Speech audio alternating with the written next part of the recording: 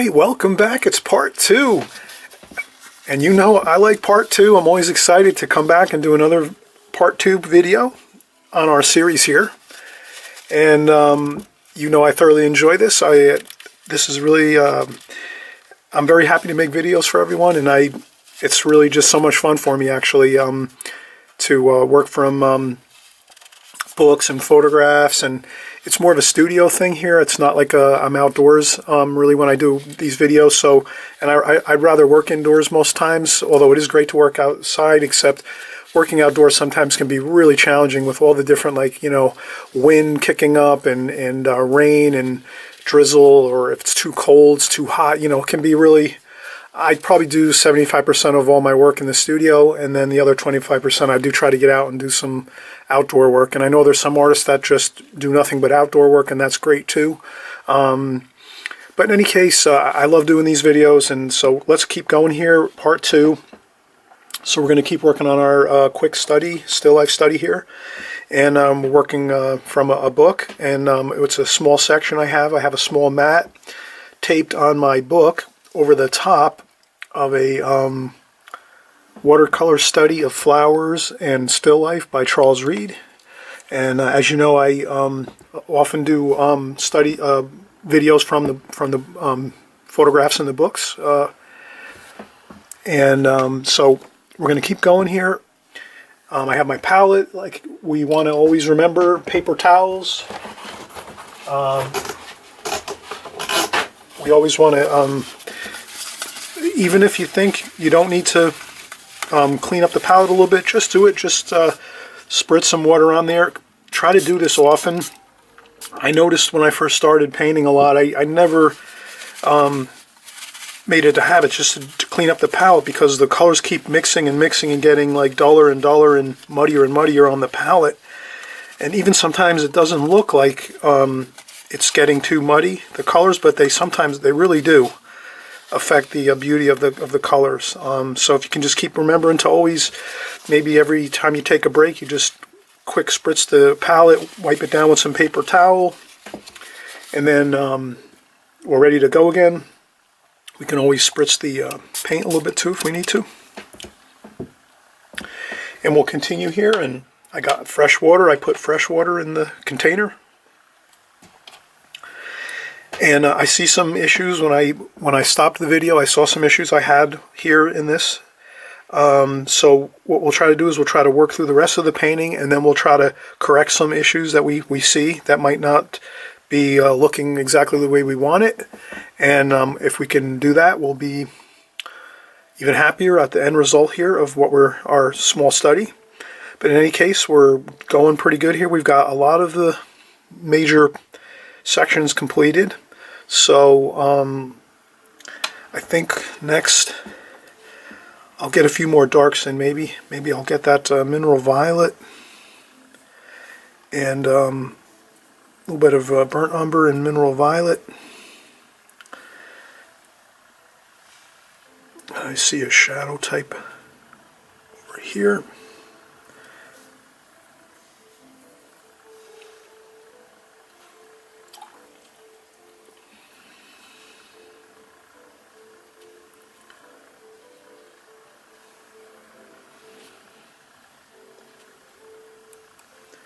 And then sometimes maybe we won't do everything we see in our field of vision here, looking at our study. So I'll try to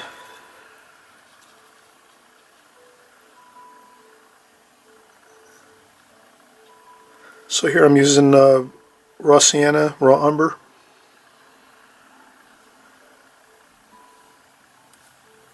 And we'll use some alizarin crimson too as well.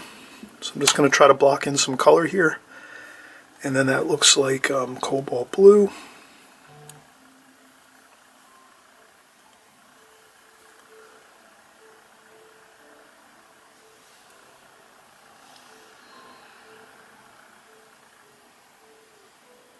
And we'll go across.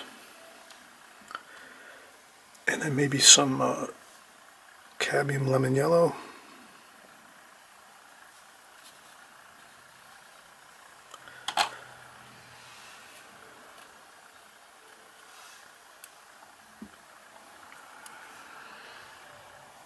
some mineral violet.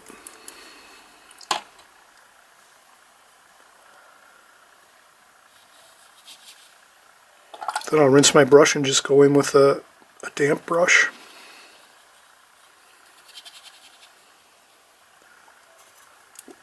A little bit of alizarin crimson in there mixed.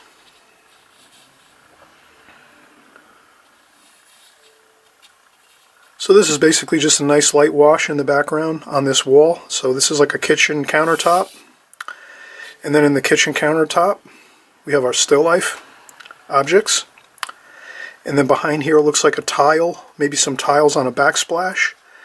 And then there's a window above here, up here. So we're just adding some shadowy colors over here. And then maybe we'll just and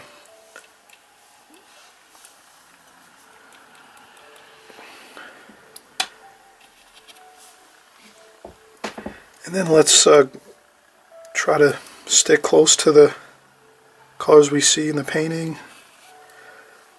Cerulean blue, cobalt blue. And then I'm just gonna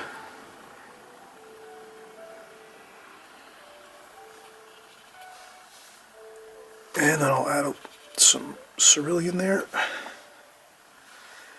Then maybe some burnt umber here, just to do a little color variation. Gray it down a little.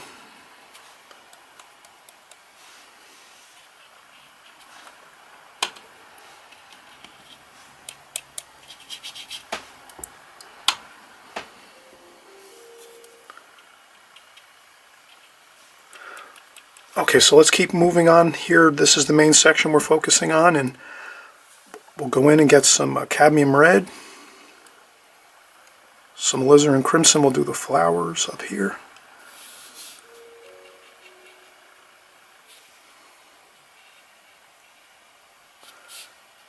That looks like a rose there.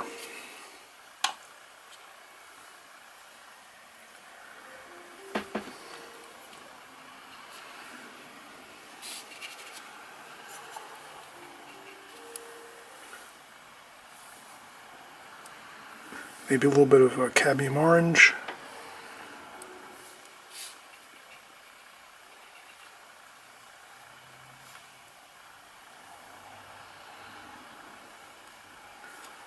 Mineral violet.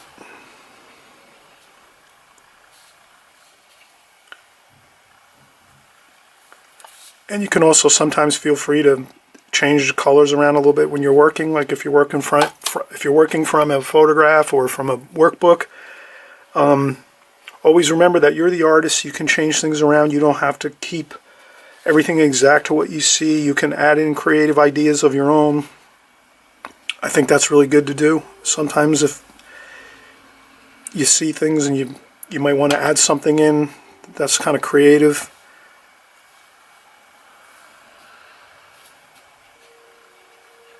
A color, a splash of color here and there you might want to do differently than what's maybe there. That's fine. Same thing with nature, I think. If you're out in nature, I mean, I wouldn't say paint the sky, you know, polka dots if you're outdoors and painting or something, but if you want to do some creative ideas outdoors painting or something too as well, you know, I say you're the artist. You create your own artwork the way you want it. Artwork is personal. It's your own creation.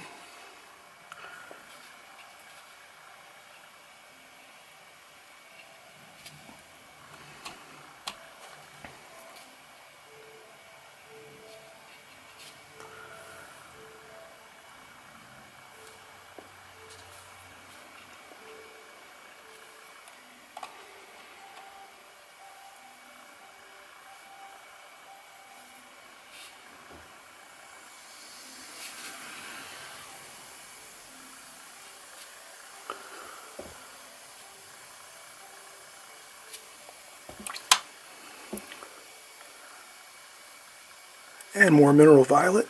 This is a purple looking flower.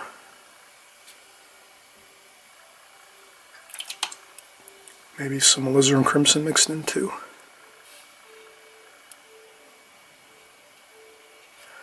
And we leave some spaces of white paper there just to, like, you know, give it a feeling of some little speckles of light, splashes of light, little bits of light here and there. You can leave some white paper. Some splashing also is a great effect. You could take some alizarin crimson, some mineral violet, and just do some splashing.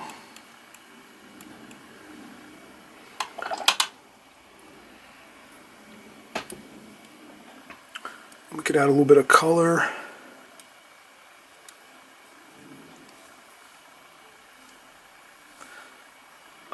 Mineral violet and burnt umber, just for a little bit of color over here. Sometimes a little bit of color somewhere to accentuate the line of the vase on the side of the vase here. Looks good. Maybe a directional line that way. A little more of a wash here maybe with a little darker color just to give it a little variation, splash.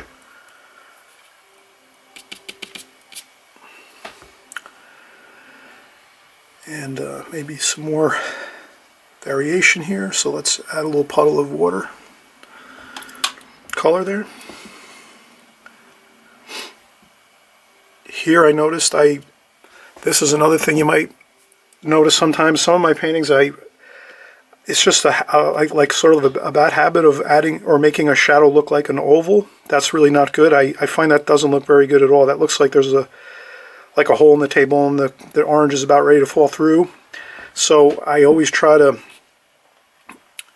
not do that, but it happened. So I'm just going to not worry about it, and I'll try to, again, I'm going to try to change this a little. So I'm going to add this a little more shape to it, just to disrupt that oval look.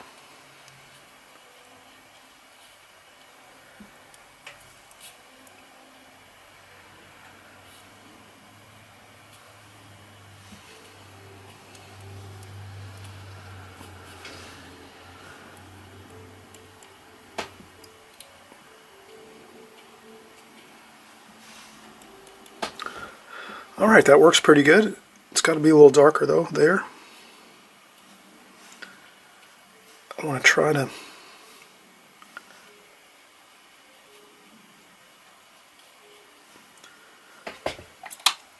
since it's a darker color, see I'm getting into trouble here with this.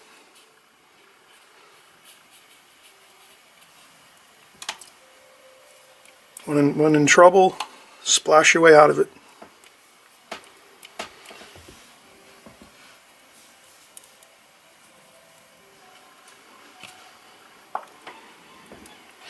Alright, so now we can a little bit of French ultramarine, and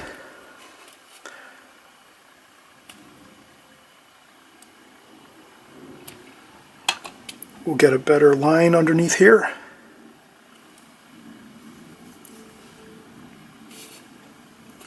And as I always say this, like, try to break up lines. So I kind of skip as I go across versus so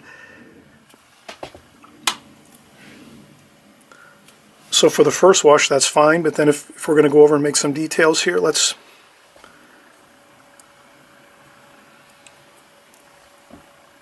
change it up and make it different. Okay, so we'll go in and we'll get some yellow ochre.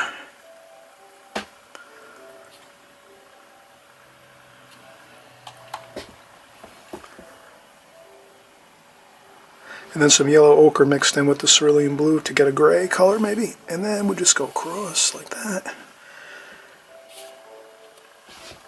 And if it's too dark, lift up with some tissue.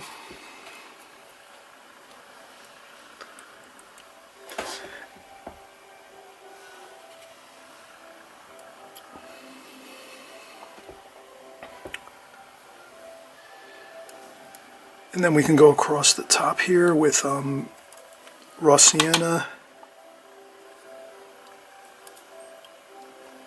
A little bit of burnt sienna. Touch of cad red.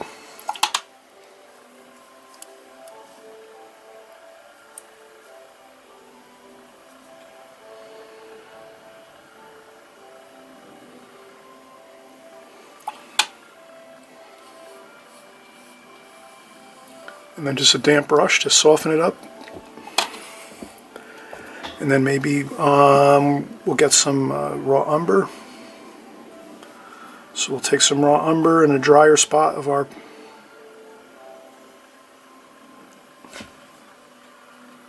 and I rest my hand on the paper. And I'm just going to zip across here.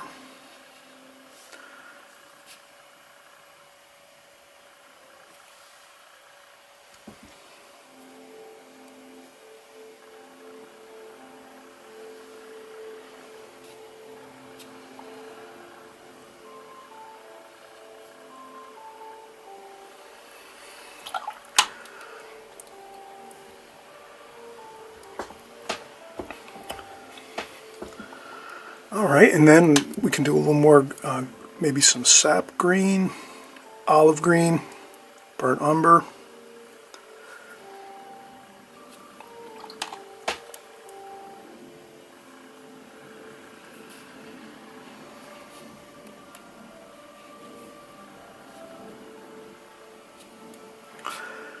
And a couple leaf forms.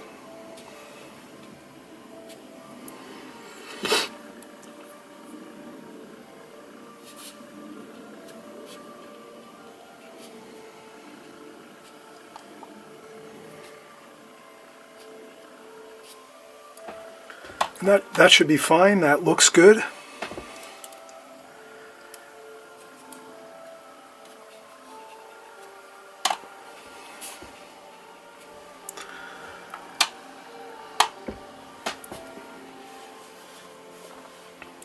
Alright, so this is really looking good now.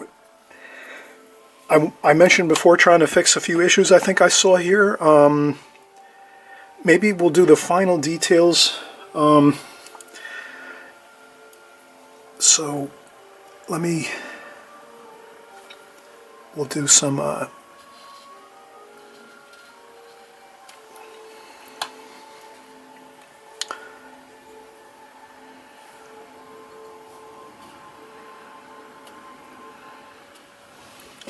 there's a little bit of detail on the inside of that bowl.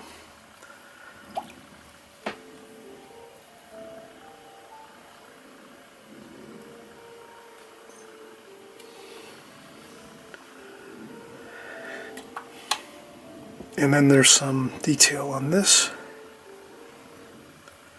vase, so let's do a little bit of just a little quick and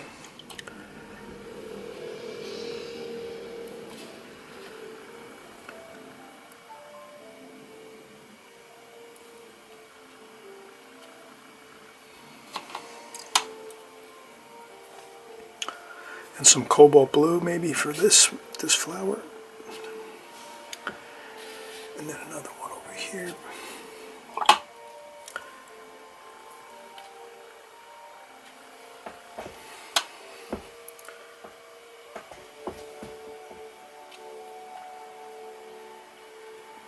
And added a little bit of cadmium yellow there just to give it a little color.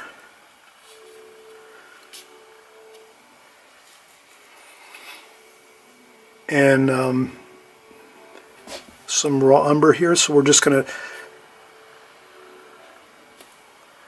some straight raw umber right from the tube, right from the palette. Maybe some raw sienna.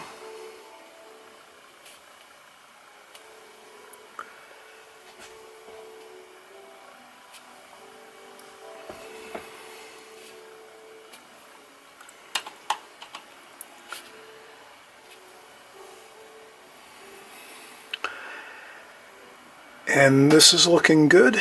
So I wanted to lighten this up over here. Let's see if we can lift some of this. So I'll add some water over here to this shadow, which I thought was too dark. So I'm adding some fresh, clean water. Scrubbing lightly, just a little bit. And then we'll take a tissue and see if we can can lift some of that. And it helped a little bit. And then we can darken maybe this portion of it here. That might give it the appearance of looking lighter up top.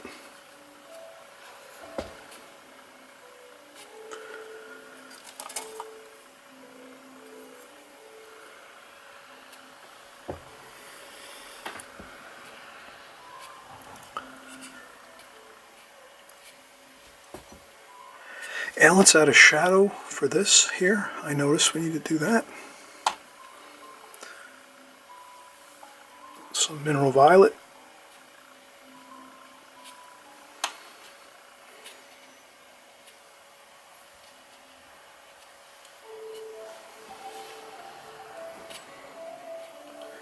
And some more alizarin crimson there. Mineral violet, a little more mineral violet there.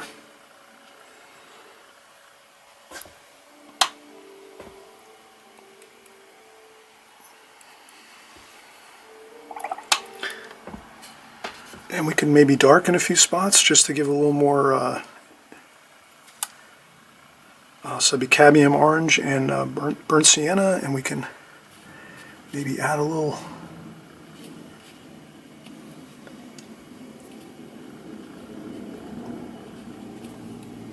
and we can clean the brush, dry it off on a paper towel or a tissue or an apron, whatever we have handy, and then just soften it, soften the edges a little bit.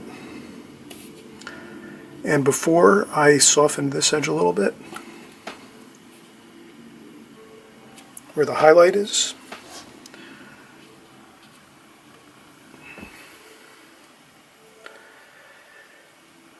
and I think this is good.